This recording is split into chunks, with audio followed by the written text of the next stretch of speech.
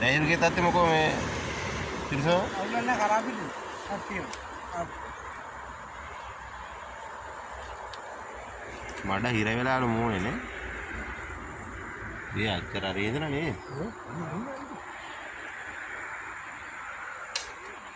අතනින් අර දුර කොණින් පැනලා තියෙන්නේ.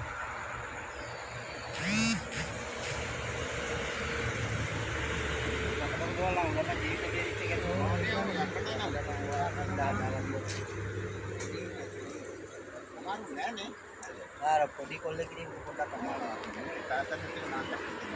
ඔය දෙද?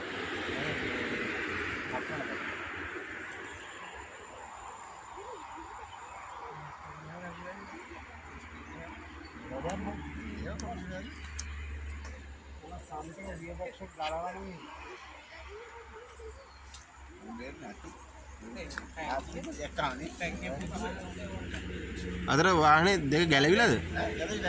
ගැලවිලා? නෑ ලොක් එකෙන්ද? ආ ලොක් එකෙන් බලන්න අනේකනේ වැඩේ ඒක.